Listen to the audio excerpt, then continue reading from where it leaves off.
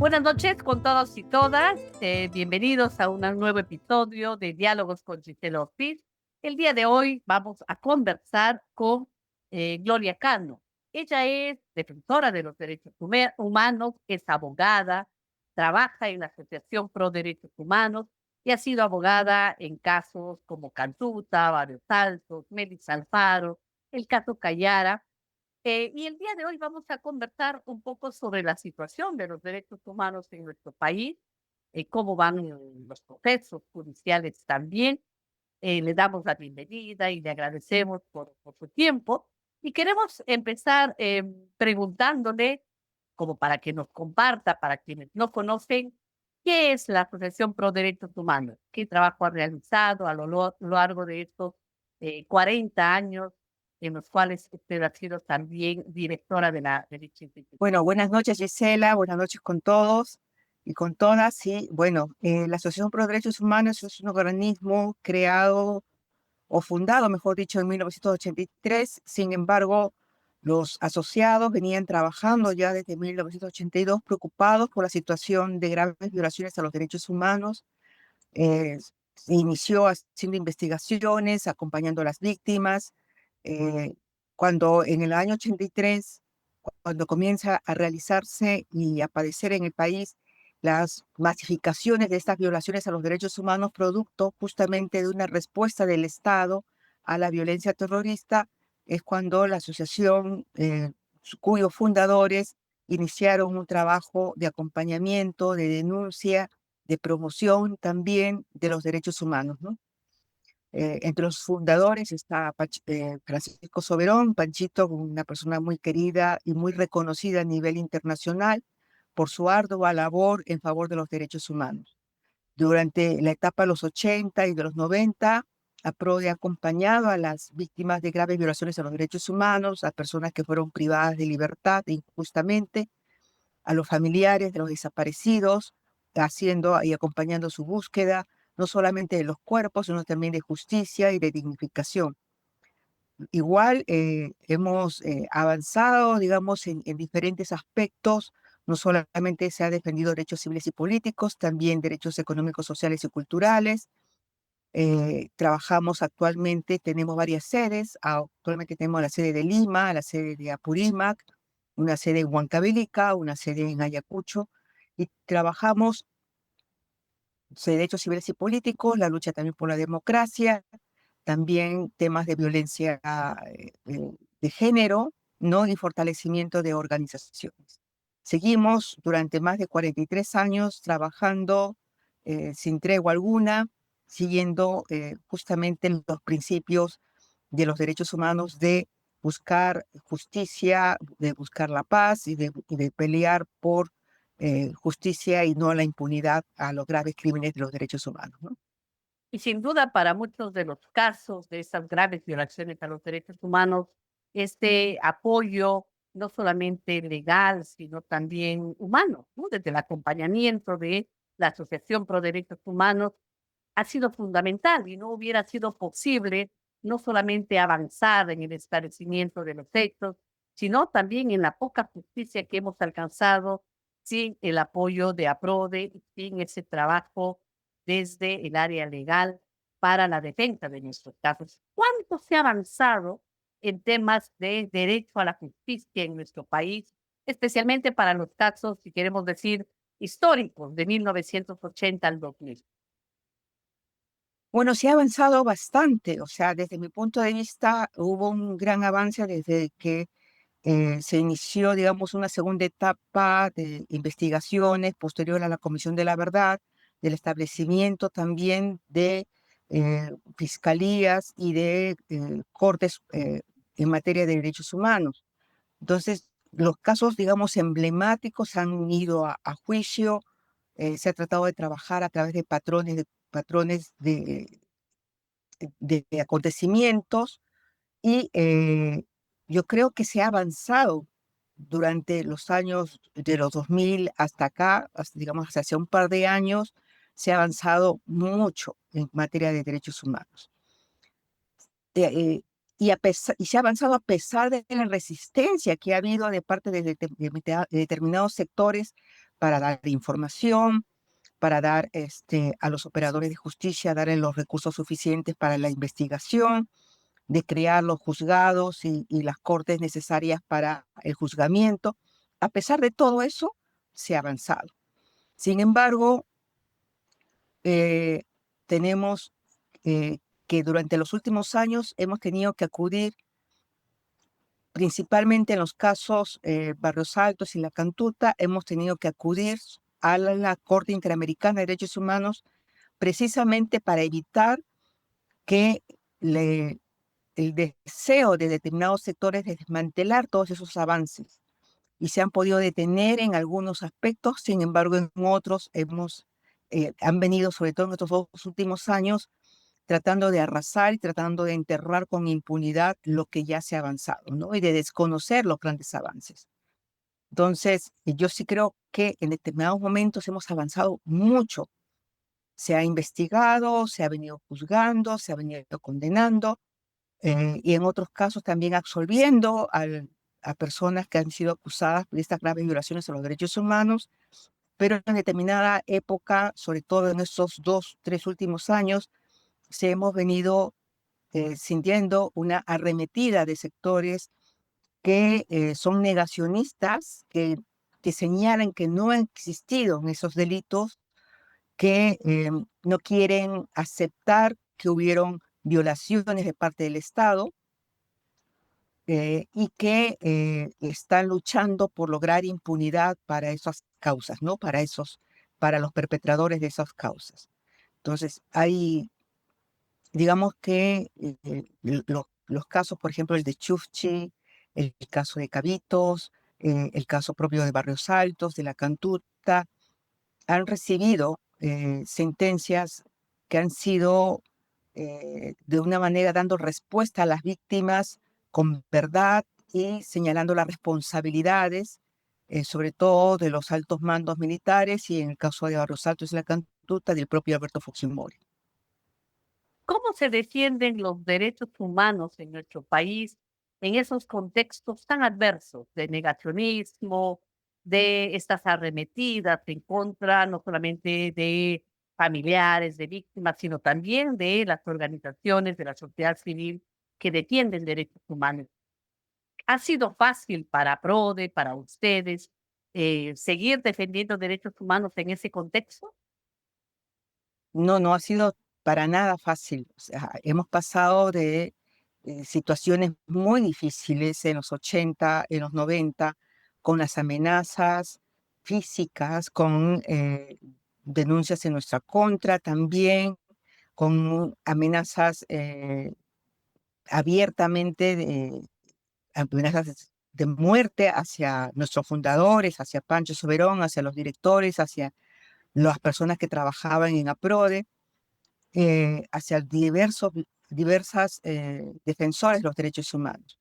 Pero nuestra principal, digamos, arma ha sido no solamente el mantener una, nuestra actividad pública, siempre denunciando las situaciones de diversas amenazas y también haciendo una defensa no solamente colectiva, eh, desde APRODE, sino también involucrando a organizaciones de familiares, apoyándonos precisamente en la actoría de las víctimas, de las familiares, y en otras organizaciones solidarias como nacionales que están en la Coordinadora Nacional de Derechos Humanos e internacionales como Human Rights Watch, Amnistía Internacional, SEGIL y otras organizaciones internacionales que nos han apoyado y que eso ha evitado que digamos, que nos hayan podido hasta detener o atentar gravemente contra nosotros. Yo creo que la solidaridad internacional ha sido crucial para mantener una defensa durante tantos años, ¿no? Y sin duda, la defensa de los derechos humanos no se entendería bien si no hablamos justamente de estas redes de solidaridad, como usted lo ha señalado, que se van tejiendo además desde la indignación por estos hechos, pero también desde el qué hacer, ¿no? Cómo sumamos voluntades de alguna manera para generar una red de solidaridad que proteja no solamente a las víctimas a los abogados, a los defensores de derechos humanos, sino también el trabajo. Y les recuerden al Estado peruano, las obligaciones internacionales que tiene. Y en los últimos tiempos hemos visto también una campaña muy bien orquestada para no solamente señalar una interferencia por parte de organismos internacionales, como son el propio Sistema Interamericano de Derechos Humanos, sino también esta propaganda política que es reiterada para salirse de ese sistema. Y APRODES es una de las instituciones pioneras en llevar estos casos a procesos internacionales y ha ganado muchísimos casos de derechos humanos en la Corte Interamericana. ¿Cuánto ha implementado el Estado peruano las recomendaciones de la propia Corte? ¿Cómo se lidia un poco frente a esta negación reiterada para eh, seguir las recomendaciones que hace el sistema interamericano? Bueno, el sistema interamericano hace recomendaciones en cuanto a la Comisión Interamericana de Derechos Humanos, pero esas recomendaciones tienen carácter también vinculante hacia el Estado peruano. Muchas veces nos hemos topado con las decisiones del Ejecutivo o del Ministerio de Justicia o los quien debería de implementar esas modificaciones, señalando que simplemente son recomendaciones. Las recomendaciones que hace la Comisión Interamericana tienen igual de carácter vinculante, igual que las sentencias de la propia Corte. La Corte Interamericana ha señalado diversas normativas que deberían ser modificadas y que el Estado peruano todavía no lo ha hecho. Por ejemplo, en el caso Barrios Altos, desde el año 2001, desde el año, perdón, 2002, se tenía que implementar el hecho de incluir en el Código Penal el delito de ejecución extrajudicial. No se ha hecho hasta el momento, ¿no? Sin embargo, no quiere decir que porque no lo hayan implementado, no hayan implementado esa decisión de la Corte de incluir en el Código Penal la ejecución extrajudicial, quiere decir que no va a existir el delito. Se adecúa al tipo penal, ¿no? Y el tipo penal en el caso de Perú es asesinato. Sin embargo, en los contextos internacionales se conoce como ejecución extrajudicial. Entonces, así, y hay varias situaciones en que el Estado todavía sigue debiendo al sistema interamericano el cumplimiento de sus decisiones, no solamente en lo económico, porque ha dejado de pagar las reparaciones económicas que le debe a muchos de los familiares y víctimas de innumerables casos, sobre todo los casos de desaparición forzada, de tortura, hay casos también laborales en que el Estado no ha pagado ni un solo sol, ¿no? Y que se demora siempre en implementar dichos pagos. Hay una especie de camino tortuoso para poder cobrar estas reparaciones ordenadas por la Corte Interamericana. En otros ámbitos se han realizado algunos actos ordenados por la Corte de dignificación del nombre de las víctimas, pero en lo sustantivo, digamos, algunos cambios nos vemos y nos tropezamos siempre con nuevas conductas que desacatan las órdenes de la Corte Interamericana. Y de hecho, el hecho que el Congreso haya aprobado una ley de amnistía, que haya aprobado una ley para prescribir los delitos de lesa humanidad, eso choca con disposiciones de la Corte Interamericana que son vinculantes al Estado peruano y que ponen al Perú en en una situación muy delicada a nivel internacional como un Estado que desacata las disposiciones de un sistema interamericano que es obligatorio para cualquier país que ha suscrito la Convención Americana y ha reconocido la competencia contenciosa de la Corte, es obligatorio. Entonces, por lo tanto, de un tiempo a esta parte, es recurrente que el Perú esté desobedeciendo estas disposiciones de la Corte y más aún las recomendaciones de la Comisión Interamericana, ¿no? ¿Y por qué es importante contar con este sistema interamericano de protección de los derechos humanos? ¿Por qué es importante la Comisión Interamericana, la Corte Interamericana para países especialmente como el nuestro, con un tema de justicia a veces precario y con una democracia bastante debilitada, ¿no? Es importante para cualquier país poder tener un sistema interamericano, un sistema de justicia que proteja a sus ciudadanos de los abusos del Estado. O sea, aquí no solamente estamos hablando de casos de derecho a la vida, que debería importar, ser lo más importante, de derecho a la vida, derecho a la libertad, el derecho a la integridad, sino también de otros derechos que lamentablemente en nuestros países es recurrente ser violentados por parte del Estado y no tener mecanismos internos para poder tutelar esos derechos, para poder darle una respuesta desde el Estado internamente a cualquier ciudadano de aquella injusticia, de aquella violación que ha sido víctima. Entonces, es necesario que exista un sistema supranacional para que este sistema evalúe la conducta del Estado y no solamente lo sancione, sino también que recomiende, en caso de la comisión, o disponga de modificaciones que permita a los ciudadanos poder gozar de todos esos derechos y poder tener la tutela jurisdiccional del Estado. El Estado tiene la obligación ante cualquier violación que se realice contra uno de sus ciudadanos, responder en forma rápida y eficaz.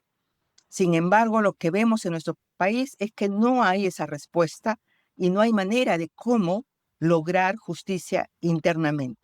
Entonces, en esos casos es cuando uno acude al sistema interamericano para lograr esas modificaciones y lograr ese reconocimiento de ese hecho que ha violentado la vida, que ha violentado la integridad o la dignidad de una persona. Entonces, es necesario, este sistema interamericano es necesario para nuestro país y precisamente vemos ahora cómo se arremete contra este sistema interamericano, se arremete contra los jueces, se arremete contra los comisionados y incluso he visto que la propia presidenta del Tribunal Constitucional, desconociendo lo que es el derecho internacional, le plantea a la Corte Interamericana como que la Corte tiene que adecuarse al sistema interno peruano, que es, cuya característica principal es no velar por el derecho de sus ciudadanos, eh, violentar constantemente los derechos humanos de sus ciudadanos y garantizar de impunidad a los perpetradores. Entonces, es lamentable que una magistrada de ese nivel desconozca completamente los principios del derecho internacional de los derechos humanos, ¿no? Y hace unos meses el Congreso y este gobierno dieron una ley que se conoce como Ley APSI, con el pretexto, por supuesto, de tener un mayor control de las organizaciones de la sociedad civil. Sin embargo, sabemos que hay detrás otras formas de controlar el accionar y la defensa, ¿no? Legal que hacen estas instituciones de la sociedad civil. ¿Qué significa esta ley APSI y cómo afecta el trabajo de las organizaciones de derechos humanos? Bueno, efectivamente, esta ley ha sido creada no para hacer no para transparentar, como ellos señalaban, la gestión de las donaciones de dinero que se realizan a las organizaciones como APRODE y otras organizaciones que trabajan en materia de derechos humanos, sino para tratar de controlar nuestras acciones. Nosotros, como organismo de derechos humanos, como una organización de la sociedad civil que recibe donaciones internacionales, tenemos obligaciones ante la SUNAT, ante la misma APSI, ante nuestros propios donantes, de realizar auditorías, de presentar balances, de presentar informes sobre nuestra gestión, sobre en cómo y de qué manera se han gastado las donaciones. Nunca durante todos estos años hemos recibido una sola amonestación siquiera, ni de APSI, ni de ningún auditor, ni de nadie, porque hemos llevado transparentemente toda nuestra accionar y toda nuestra gestión administrativa. Lo que intentan con la ley APSI es controlar las acciones de las organizaciones de derechos humanos y limitarnos justamente en la denuncia y en la defensa de los derechos humanos en cuanto a las víctimas que hayan sido violentados sus derechos humanos por parte del Estado y que así sea reconocido judicialmente. Nosotros, ante esta ley, hemos presentado algunas acciones, primero ante el sistema interamericano, ante la Corte Interamericana misma, y la propia Corte Interamericana ha señalado que el Estado peruano no puede, no puede realizar ninguna acción en nuestra contra porque llevemos los casos ante la Corte Interamericana. Entonces, tenemos ya una resolución, varias resoluciones, mejor dicho, de la Corte, señalando que el Estado no puede de ninguna manera ni sancionarnos ni empezar a realizar alguna acción administrativa en nuestra contra por llevar los casos y continuar con nuestra asesoría y representación de las víctimas ante la Corte Interamericana de Derechos Humanos. De igual manera, nosotros hemos presentado algunas cartas al propio APSI para que nos aclare temas de la ley, porque es muy general. La ley señala que nosotros estamos impedidos de realizar acciones de litigio nacional, internacional y de otros, eh, y de otros, dice, en una forma tan amplia que no sabemos a qué se refiere, ¿no? ¿De qué otra manera podríamos nosotros ir contra el Estado según la ley APSI? Y no hemos tenido respuesta de APSI, una respuesta concreta, simplemente se limitan a repetir lo que dice la ley, ¿no? Nosotros estamos, de acuerdo a lo que hemos ido avanzando, hemos tenido que tomar algunas medidas precisamente para evitar que APSI tenga que sancionarnos.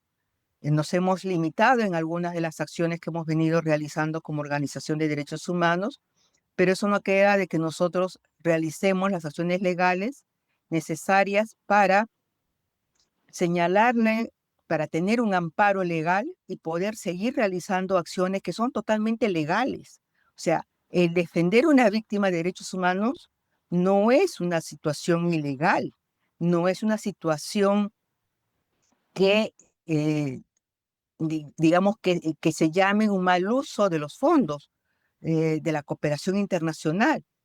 Una persona que pertenece a, digamos, que es una población vulnerable y que ha sido violentada en sus derechos, por supuesto que tiene todo el derecho de recibir una asesoría de parte del Estado, una tutela de parte del Estado. Y si no lo hace el Estado, ¿por qué prohibirlas a las organizaciones civiles sin fines de lucro realizar esa representación y esas acciones en su favor, tanto administrativa o judicialmente?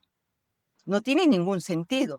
Entonces, por eso es que nosotros estamos tomando algunas acciones legales precisamente para cautelar esos derechos que también tenemos, ¿no? Bueno, y sin duda, el objetivo detrás de toda esta ley APSI es dejar en desprotección, ¿no? A no solamente los casos graves de violaciones a los derechos humanos, sino también a defensores ambientales, a comunidades que han sufrido contaminación y una serie de casos que diversos organismos defienden, ¿no? Y ahí la resistencia que todavía se viene dando desde los organismos para, de alguna manera, seguir realizando las acciones que, como usted bien lo señala, siguen siendo legales y siguen defendiendo derechos. Pero hay dos leyes también que se han dado en los últimos tiempos, ¿no? Una ley sobre la prescriptibilidad de crímenes de lesa humanidad y la ley de amnistía. ¿Qué efectos han tenido estas leyes en temas de derechos humanos? Sí, la primera, bueno, la ley que que declara límites en la declaración de imprescriptibilidad, señalando que los hechos cometidos hasta antes del 2002 no pueden ser calificados como delito de lesa humanidad y por lo tanto prescriben. Yo creo que ahí se tiene que hacer diversas interpretaciones ahí, ¿no? Primero, que los delitos de lesa humanidad existieron antes del 2002. Está ya tipificado desde los tribunales de Nuremberg, y el hecho de que no esté en el Código Penal como delito de lesa humanidad no quiere decir que nos hayan cometido. El Perú ha suscrito no solamente la Convención Americana de Derechos Humanos, donde se obliga a investigar, juzgar y sancionar todas las violaciones a los derechos humanos, entre ellas las graves violaciones a los derechos humanos y los delitos de lesa humanidad.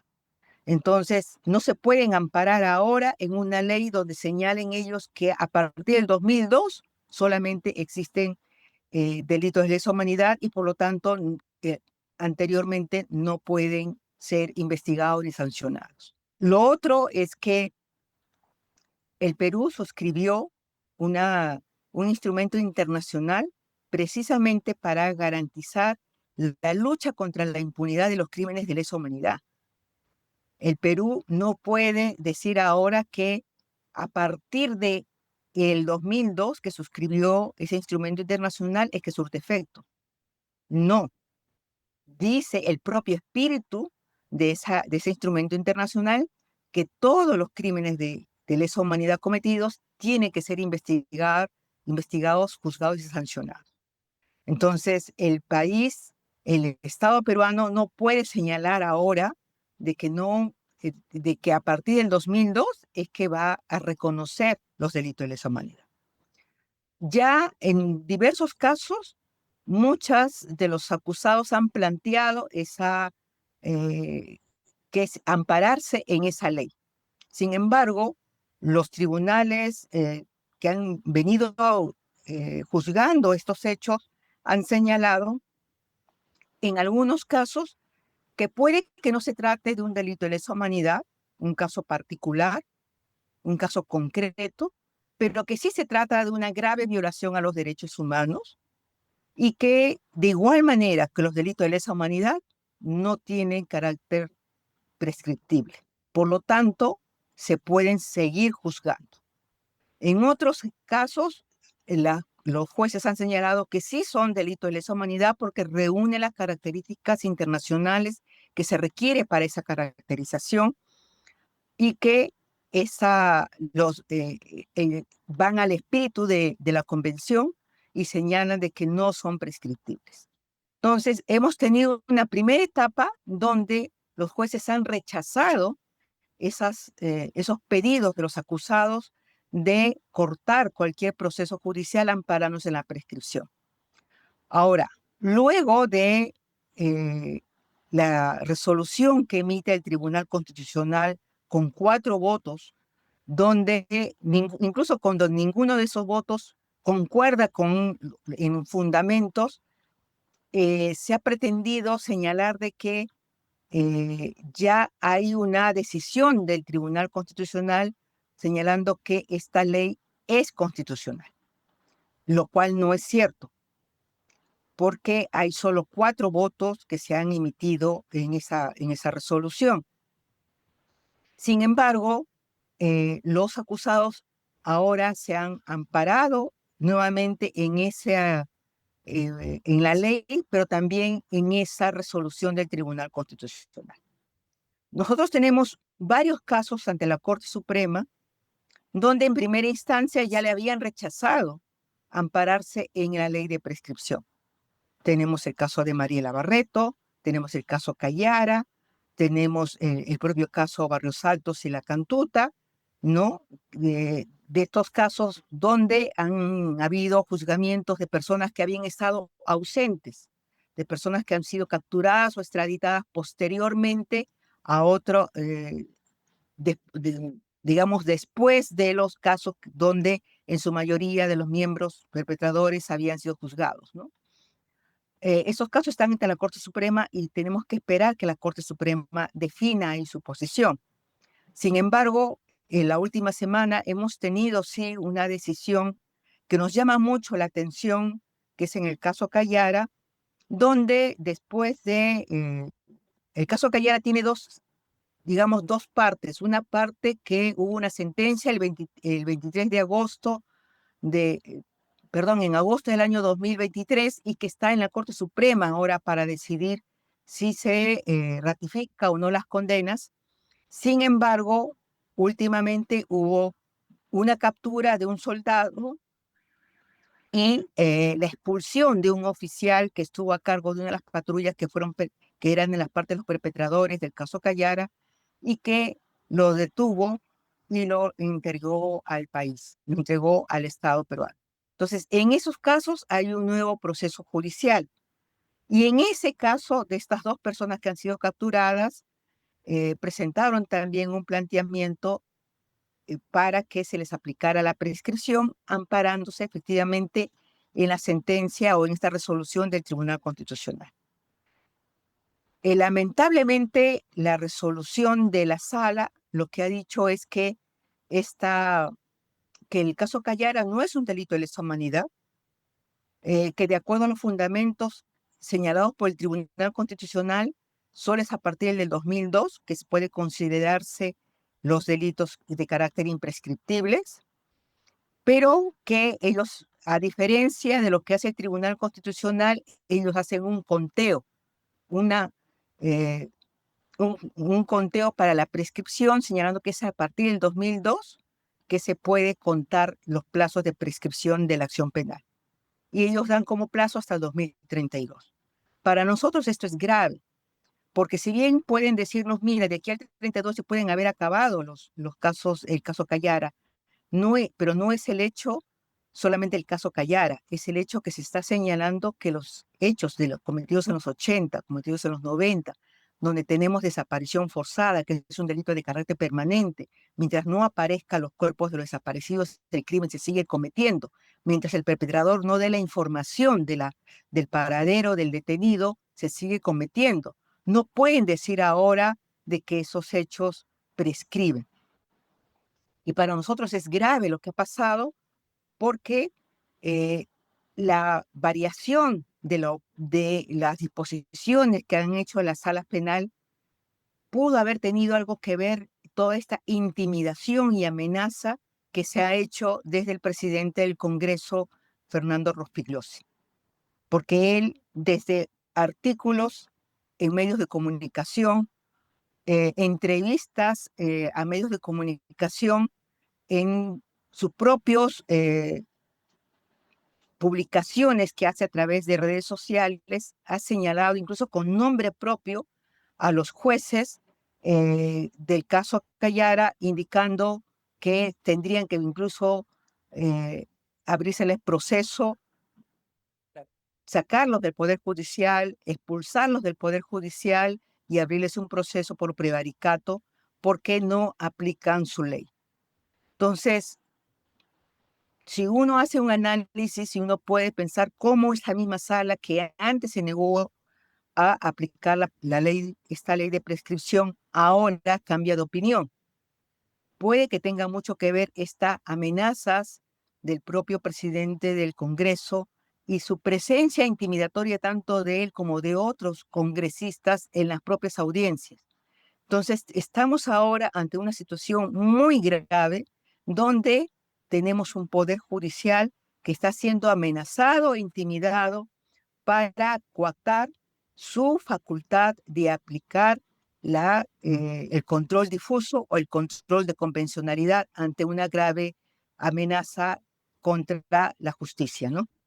No, sin duda son tiempos difíciles para lograr justicia y creo también para garantizar la independencia de los magistrados, tan fundamental en una democracia, ¿no? No solo la independencia de los poderes del Estado, sino de la propia acción que se señala en sus resoluciones, ¿no? Estas contradicciones, como usted bien lo señala, pero además ese discurso público, ¿no?